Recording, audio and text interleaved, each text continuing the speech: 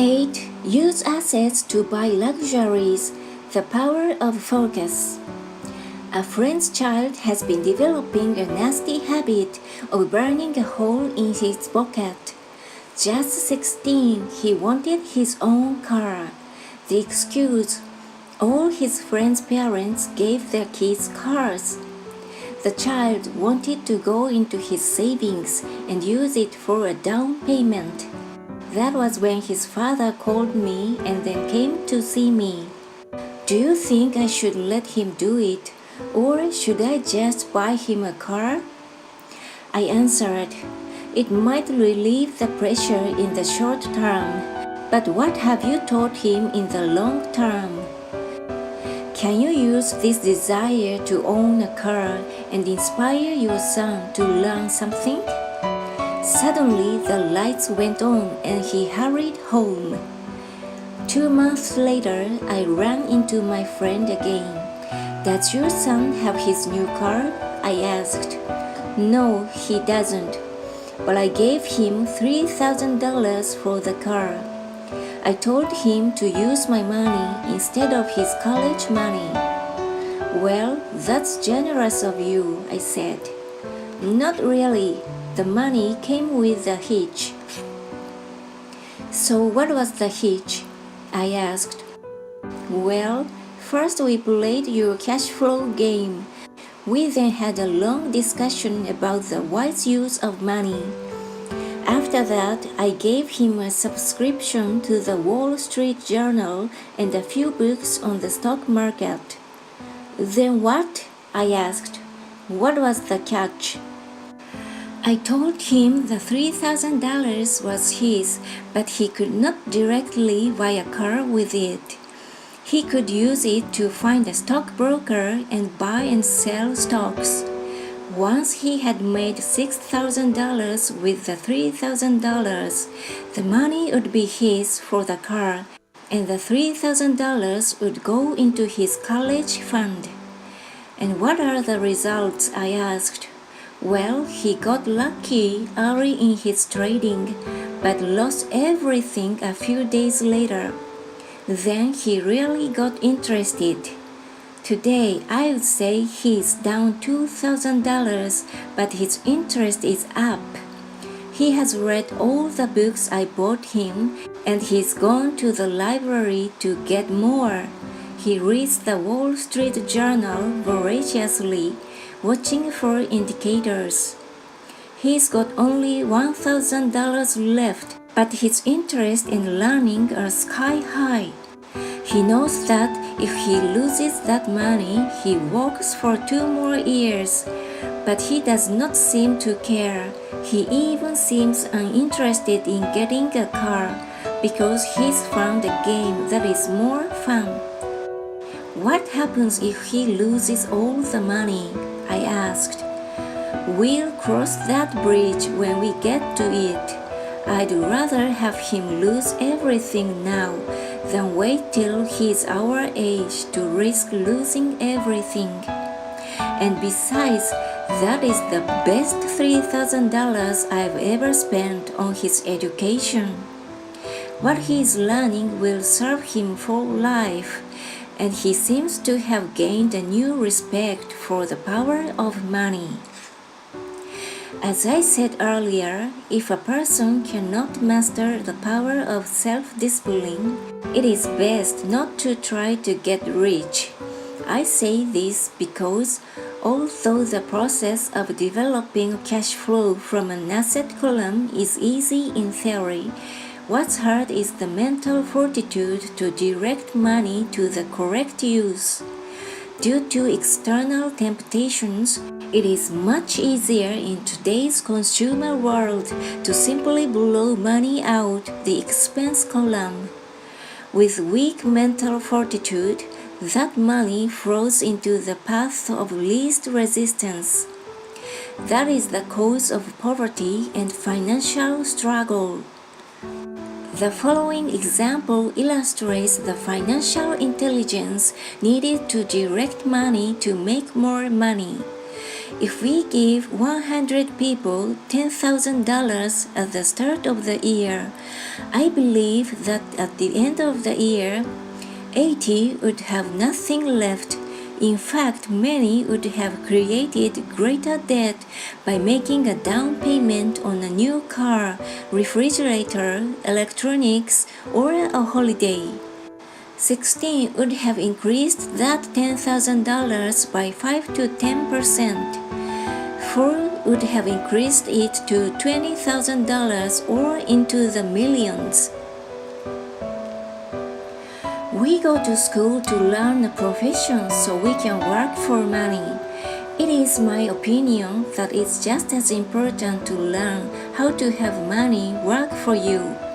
I love my luxuries as much as anyone else. The difference is I don't buy them on credit. It's the keep up with the Joneses trap. When I wanted to buy a Porsche, the easy road would have been to call my banker and get a loan.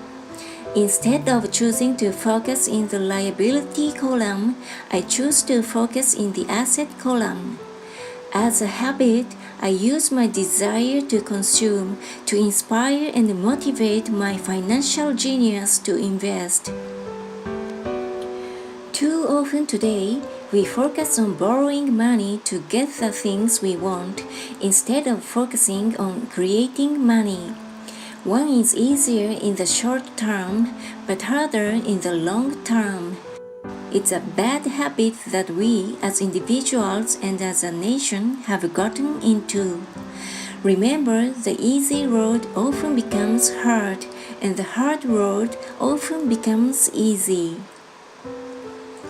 The earlier you can train yourself and those you love to be masters of money, the better.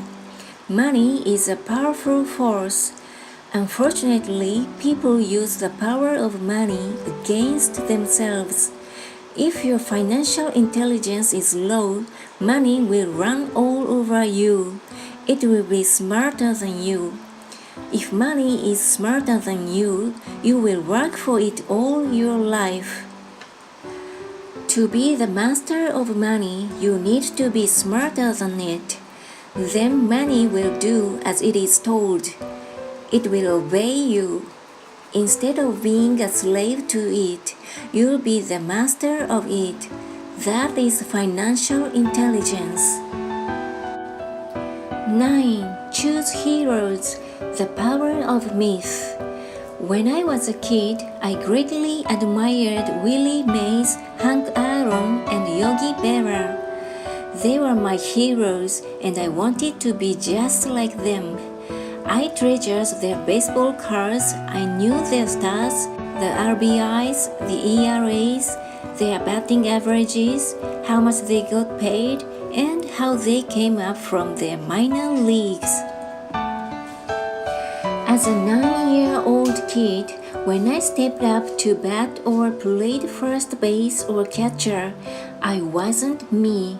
I pretended I was a famous baseball player. It's one of the most powerful ways we learn, and we often lose that as adults. We lose our heroes. Today, I watch young kids playing basketball near my home. On the court, they are not little Johnny. They are pretending to be their favorite basketball hero. Copying or emulating heroes is true power learning. I have new heroes as I grow older. I have golf heroes and I copy their swings and do my best to read everything I can about them. I also have heroes such as Donald Trump, Warren Buffett, Peter Lynch, George Soros, and Jim Rogers. I know their stats just like I knew the ERAs and RBIs of my childhood baseball heroes. I follow what Warren Buffett invests in, and I read anything I can about his point of view on the market and how he chooses stocks. And I read about Donald Trump trying to find out how he negotiates and puts deals together. Just as I was not me when I was up to bat, When I'm in the market or I'm negotiating a deal, I am subconsciously acting with the bravado of Trump. Or when analyzing a trend, I look at it as though Warren Buffett were doing it. By having heroes, we tap into a tremendous source of raw genius. But heroes do more than simply inspire us. Heroes make things look easy. Making it look easy convinces us to want to be just like them. If they can do it, so can I. When it comes to investing, too many people make it sound hard. Instead, find heroes who make it look easy. 10. Teach and you shall receive. The power of giving. Both of my dads were teachers. My rich dad taught me a lesson I have carried all my life: the necessity of being charitable or giving. My educated dad gave a lot of his time and knowledge, but almost never gave away money. He usually said that he would give when he had some extra money, but of course there was rarely any extra. My rich dad gave money as well as education. He believed firmly in tithing. If you want something, you first need to give, he would always say. When he was short of money, he gave money to his church or to his favorite charity. If I could leave one single idea with you, it is that idea. Whenever you feel short or in need of something, give what you want first, and it will come back in buckets. That is true for money, a smile, love, or friendship.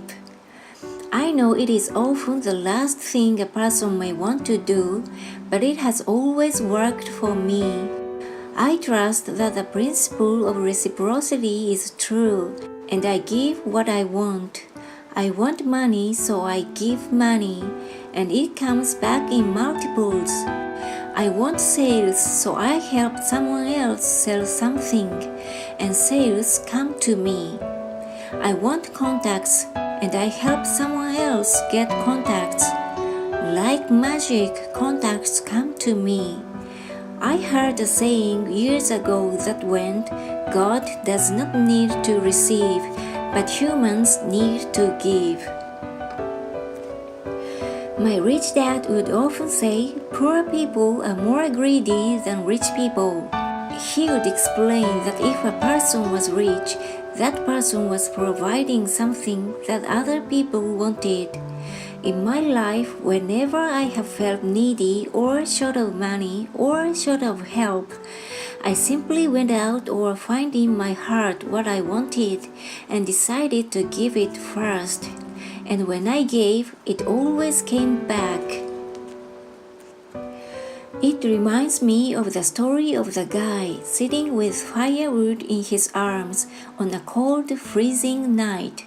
He is yelling at the pot-bellied stove, "When you give me some heat, then I'll put some wood in you." And when it comes to money, love, happiness, sales, and contacts, all one needs to remember is to give first. Often just the process of thinking of what I want and how I could give that to someone else breaks free a torrent of bounty. Whenever I feel that people aren't smiling at me, I simply begin smiling and saying hello. Like magic, the next thing I know, I'm surrounded by smiling people. It is true that your world is only a mirror of you. So that's why I say, teach and you shall receive. I have found that the more I teach those who want to learn, the more I learn. If you want to learn about money, teach it to someone else. A torrent of new ideas and finer distinctions will come in. There are times when I have given and nothing has come back, or what I have received is not what I wanted. But upon closer inspection and soul searching, I was often giving to receive in those instances instead of giving for the joy that giving itself brings. My dad taught teachers and he became a master teacher. My rich dad always taught young people his way of doing business. In retrospect, it was their generosity with what they knew that made them smarter. There are powers in this world that are much smarter than we are. You can get there on your own, but it's easier with the help of the powers that be. You only need to be generous with what you have. If you like this video, give me a thumbs up and subscribe. Thank you!